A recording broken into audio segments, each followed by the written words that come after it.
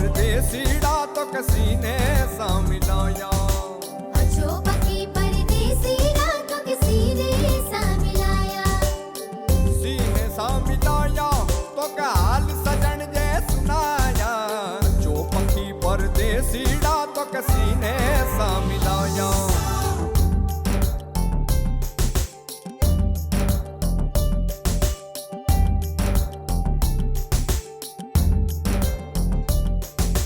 अजोबा की परदेसीड़ा तो किसी ने सा मिलाया। मेरा नाम प्रवीण भाई देवकरण भाई ढीला आहिर। मेरी उम्र 34 साल है। मेरा एजुकेशन बीए ग्रेजुएशन किया हुआ है। मैं चौबारी गांव तहसील भचाऊ और ज़िला कच्छ भुज से हूँ।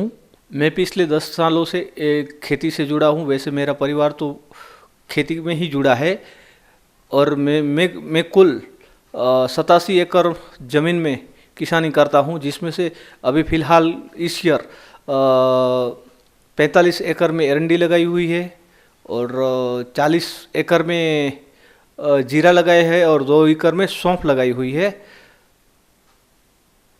और मेरे पास पशुधन में गाय और 2 भैंसे हैं और कुछ ज़मीन में थोड़ा बहुत इच्छा में पशु चारा के लिए रखते हैं, जिससे गाय और भैंस का पशु आहार मिलता रहे उसको। ये मेरे सभी फैमिली मेम्बर है। ये पापा है, ये मम्मी है, ये मेरे वाइफ है और ये छोटे भाई की वाइफ है।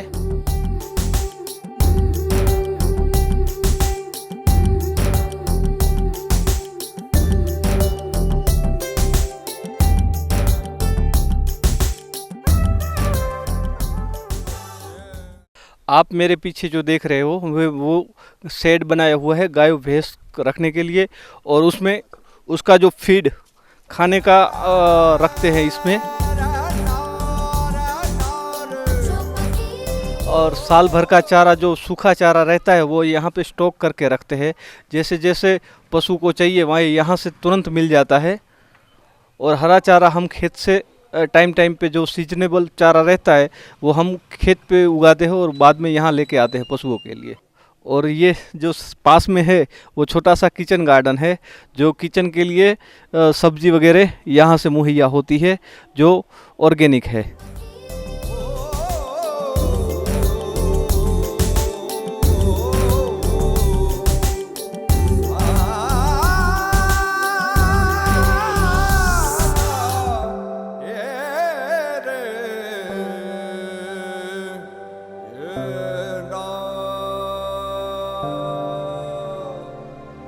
अभी आप जो एरंडी की क्रॉप देख रहे हो मेरी, वो 6 एकड़ में लगाई हुई है और इसमें GCH 8 नंबर की वैरायटी जो दांतीवाड़ा एग्रीकल्चर यूनिवर्सिटी द्वारा संशोधित वैरायटी है, और ये अभी 6 महीने की क्रॉप है। ये जो प्लांट में जो स्पेसिस लगाई हुई है स्पेस, वो है 90 इंच रो टू रो है और 45 इंच जो प्लांट से प्लांट है इसमें।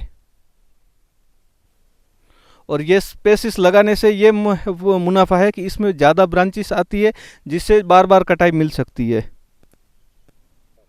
आप जो मेरे पीछे एरंडी की प्लॉट देख रहे हो उसमें अवनी 11+ की वैरायटी बुआई की है और वो क्रॉप है 8 एकड़ की क्रॉप है।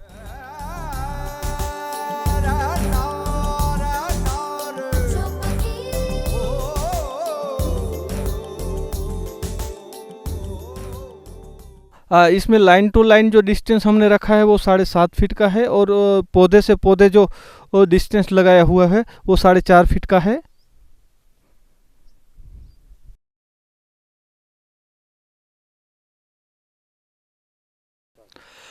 एरंडे की जो फसल की जो हमें वैज्ञानिक तकनीक के बारे में जो जानकारी मिलती है वो है कृषि विज्ञान केंद्र दांतीवाड़ा एग्रीकल्चर यूनिवर्सिटी के वैज्ञानिकों द्वारा रखी जाने वाली तालीम और आत्मा प्रोजेक्ट का जो फील्ड विजिट है और यूनिवर्सिटियों में जो प्रेरणा प्रवास आत्मा के द्वारा आयोजित किया जाता है उससे, और किसान गोष्ठी ये जो है उससे हमें एरंडी की फसल की जो वैज्ञानिक पद्धति, आने वाले फेरफार और नए जो रोग जीवांत के बारे में जानकारी मिलती है।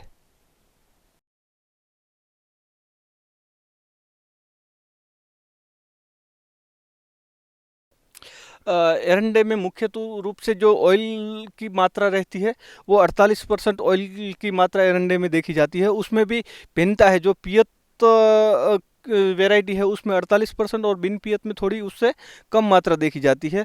और इसका ऑयल का जो उपयोग है मुख्य रूप से वाहनों में जो लुब्रिकेशन लगता है उसमें, कॉस्मेटिक में और पेंट वगैरह में इसका ऑयल का यूज़ होता है। और इसकी जो बाय प्रोडक्ट में जो खली निकलती है, खली का उपयोग एग्रीकल्चर यूज़ में किया जाता है, जिसमें 4 से 6% तक नाइट्रोजन रहता है, 2% फॉस्फोरस देखने को मिलता है, जिससे बाय ऑर्गेनिक खाद मिल जाती है एरंडे में।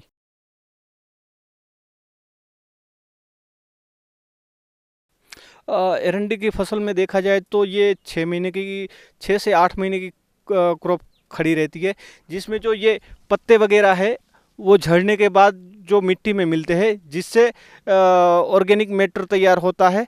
ऑर्गेनिक मैटर से ये आने वाली फसल के लिए बहुत फ़ायदेमंद रहता है ये ऑर्गेनिक मैटर। और जो फसल काटने के बाद जो हमने फसल अपने हाथ में ले ली है, उसके बाद जो फसल खड़ी है उसमें रोटावेटर या मोबाइल सीडर द्वारा इसके बारीक टुकड़े किए जाते हैं, जिससे वो ज़मीन में गलाने के लिए छोड़ दिए जाते हैं, जिससे कि ये आने वाली फसल के लिए ये पोषण पूरी करती है। और साथ में जो कार्बन रेशियो है जो ज़मीन का, वो बरकरार रखने में काम करती है।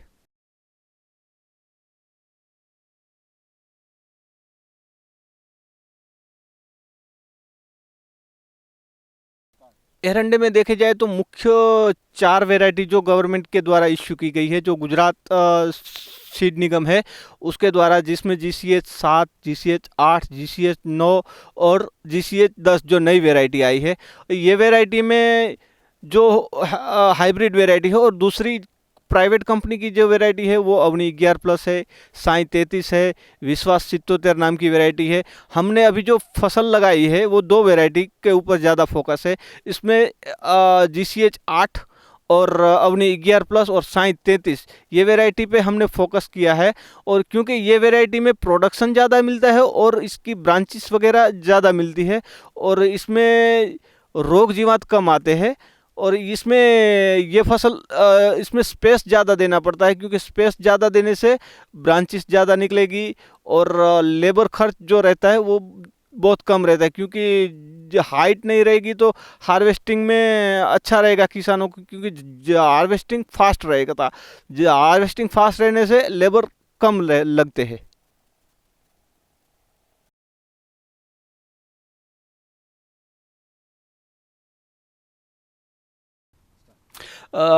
सामान्य रूप से एरंडे की जो फसल है उसमें खाद की क्वांटिटी बहुत कम रहती है।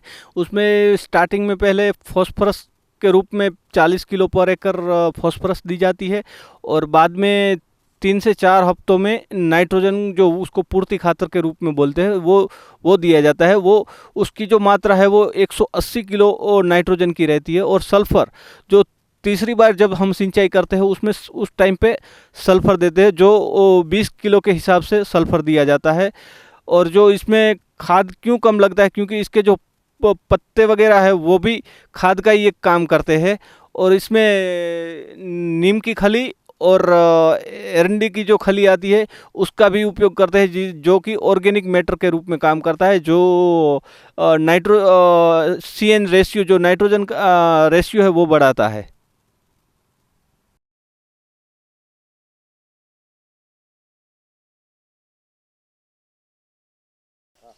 एरंडे की फसल में मुख्य रूप से देखा जाए तो जीवात लगने में थ्रिप्स है, एफिड, जेसिड और लिप माइनर और इल्ली वगैरह आती है। इसके नियंत्रण के लिए हम नीम ऑयल है, निमास्त्र है, ब्रह्मास्त्र है, उसका प्रयोग करते हैं। और साथ में बेवेरिया बिशियना नाम की जो फफूंद आती है उसका उपयोग करते हैं। उस पे जो ज़्यादा अटैक आने पर हम रासायनिक कीटनाशकों का प्रयोग करते हैं, जिसमें इमिडा है, साइपरमेथ्रिन है और क्लोरोफायरिफॉस वगैरह का यूज़ करते हैं इसके नियंत्रण के लिए।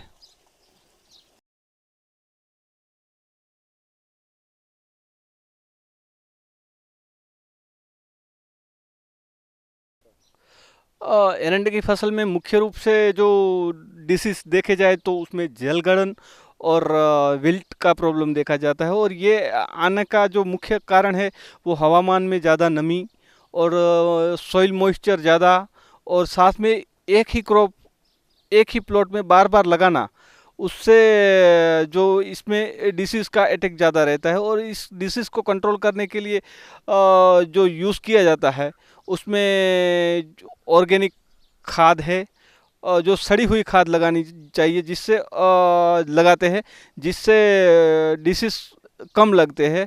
और साथ में इसमें ट्राइकोडर्मा विरिडी, जीवामृत है, और खट्टी कॉपर युक्त छाछ, जो लगाने से ये जो विल्ट का और जलगलन का जो है प्रॉब्लम वो देखने को नहीं मिलता है।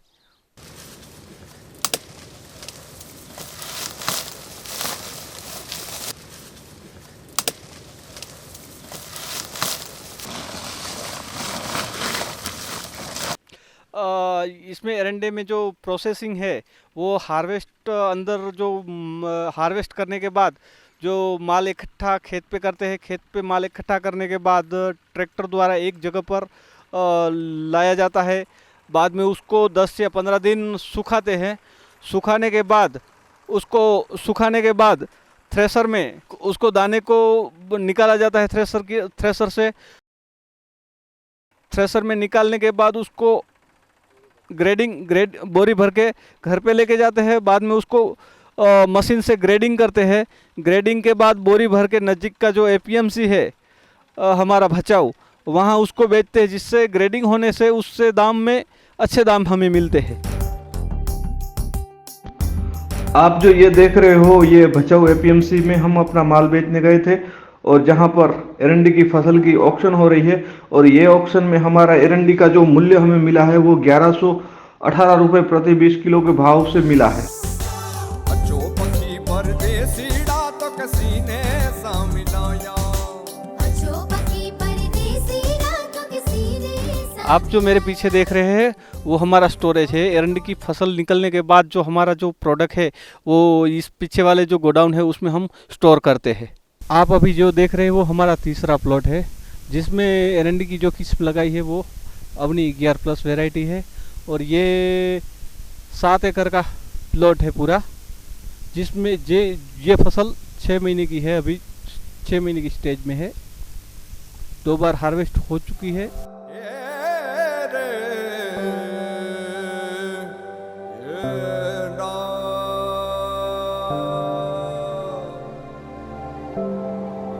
अभी आप जो प्लॉट देख रहे हैं वो मेरा चौथा प्लॉट है, जो 10 एकड़ में है एरंडी। इसमें GCH 8 जो गुजरात यूनिवर्सिटी द्वारा संशोधित की गई वैरायटी है, GCH 8 नंबर की वैरायटी 6 महीने की क्रॉप है। अचो पखी परदेसीड़ा तो कसीने सा मिलाया। सीने सा मिलाया तो का हाल सजन जे सुनाया। सीने सा मिलाया तो का हाल सजन जे सुनाया। अचो पखी परदेसीड़ा तो कसीने सा मिलाया। अभी जो मेरे पीछे आप देख रहे हैं वो जीरे की फसल, टोटल मेरी 40 एकड़ की फसल है, उसमें ये 6 एकड़ में अभी स्प्रेइंग चल रहा है। जो वैरायटी है इसमें लगाई हुई वो है गुजरात क्यूमिन 4, और ये अभी 30 दिन की फसल है, उसमें पहला राउंड चल रहा है स्प्रेइंग का। अभी ये जो प्लॉट आप देख रहे हो उसमें पशु आहार के लिए 1 बीघा में रजका लगाया हुआ है।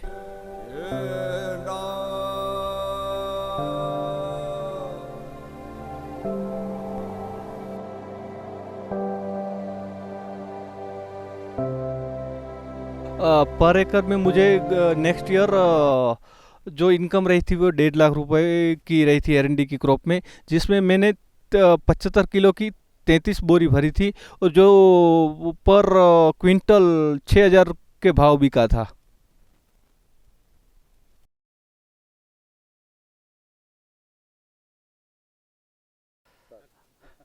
किशन भाइयों, इसमें हम साथ में जैविक जो है अपना कृषि, उसको भी शामिल कर सकते हैं, जिसमें जीवामृत है, निमास्त्र है, ब्रह्मास्त्र है और घन जीवामृत है, और साथ में ट्राइकोडर्मा विरिडी, और बायो फर्टिलाइज़र के रूप में देखा जाए तो बायो एनपीके आता है, जो एक तरह की फंगस है जो नाइट्रोजन, फॉस्फोरस और पोटास को जमीन में जो बिन घुलनशील है उसको घुलनशील स्वरूप में पौध को देती है, जिससे खर्च कम लगता है और ज़मीन की जो नाइट्रोजन रेशियो है वो भी बरकरार रहती है। और नाइट्रोजन जो रेशियो बरकरार रहने से उपज में भी बेनिफिट रहता है। अभी जो हम खेती करते हैं उसमें वैज्ञानिक खेती का भी साथ ले तो प्रोडक्शन बढ़ता है। कृषि विज्ञान केंद्र है जो किसानों के लिए ही है, और आत्मा जो है, आत्मा भी किसानों को नई नई तकनीक और नई नई बीज के बारे में माहिती प्रदान करता है, जिससे उस नए बीज, नए संशोधन जो भी अभी चल रहे हैं उसके बारे में बताते हैं, जिससे उत्पादन में बढ़ोतरी होती है और लागत कम आती है। तो उसमें विज्ञान का भी साथ लेना चाहिए। जय जवान जय किसान અને રામ રામ બધાને મારા તરફથી। मेरा नाम चौधरी अमृत भाई तलसा भाई है। मैं जीएसएफसी बचाऊ में डेपो इंचार्ज हूँ। हमारे यहाँ के प्रोग्रेसिव खेडूत में से एक खेडूत है ढीला प्रवीण कुमार, जो गांव चौबारी से आते हैं, बिलोंग करते हैं, और वो एक आधुनिक खेडूत है। और वो आधुनिक खेडूत होने के नाते वो आसपास के खेडूतों और इनके नज़दीक के जो भी लोग हैं इनको गाइड करते रहते हैं। कोई भी खाद हो, हमारे यहाँ पे कोई डेमो के लिए खाद आता है तो हम उनको खाद देते हैं, और वो हमको बाद में रिजल्ट बताते हैं कि हमने ये खाद यूज़ किया तो इससे ये बेनिफिट हुआ, और वो हमको भी बताते हैं और इनके आसपास के खेडूतों को भी बताते हैं कि हमने ये खाद यूज़ करने से हमको ये बेनिफिट हुआ। और वो हमारे यहाँ पे कृषि मेला होता है, हमारे जीएसएफसी की बहुत सारी मीटिंगें होती है, तो उनमें भी बहुत बार पार्टिसिपेट कर चुके हैं।